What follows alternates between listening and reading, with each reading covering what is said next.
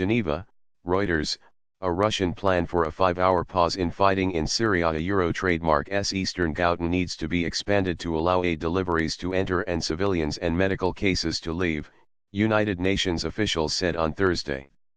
Hundreds of people have died in 11 days of bombing of Eastern Ghouta, a swathe of towns and farms outside Damascus that is the last major rebel-controlled area near the capital.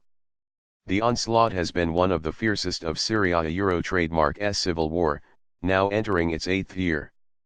A Euro you are failing to help us help civilians in Syria. A Euro UN humanitarian advisor Jan Egeland told diplomats from 23 states attending a weekly meeting in Geneva.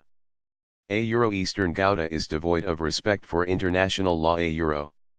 Some 400,000 people trapped in government-besieged Eastern Ghouta need life-saving aid, and the only convoy allowed so far this year was a small one in mid-February with aid for just 7,200 people, Egeland said. Russia, a strong ally of Syrian President Bashar al-Assad, has called for daily 5-hour local ceasefires to establish what it calls a humanitarian corridor so aid can enter the enclave and civilians and wounded can leave. But the first such truce on Tuesday quickly collapsed when bombing and shelling resumed after a short lull. Trucks on standby.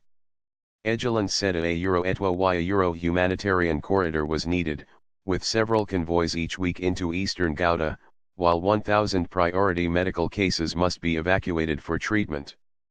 A Euro I have to say I know no humanitarian actor, who thinks the 5 hours is enough for us to be able to deliver relief into Eastern Ghouta and to organize orderly medical evacuations out. A Euro he said of the Russian unilateral declaration. During Thursday a Euro trademark S meeting of the Humanitarian Task Force in Geneva, the United Nations received notice that it may get permission from Damascus to go to Doma in Eastern Ghouta. A Euro we have 43 trucks standing by to go there and full warehouses to load into the trucks as soon as we get the permit. A Euro Egeland said.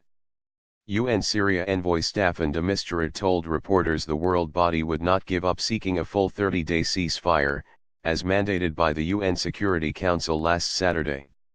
A Euro we are determined because otherwise this becomes the copycat of Aleppo. A Euro de Mistura said, referring to a battle for besieged rebel-held eastern Aleppo in late 2016.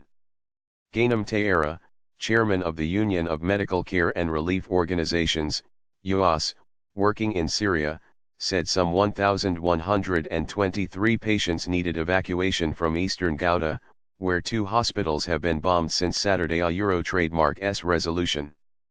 A Euro UN resolution has been ignored completely. A Euro he said.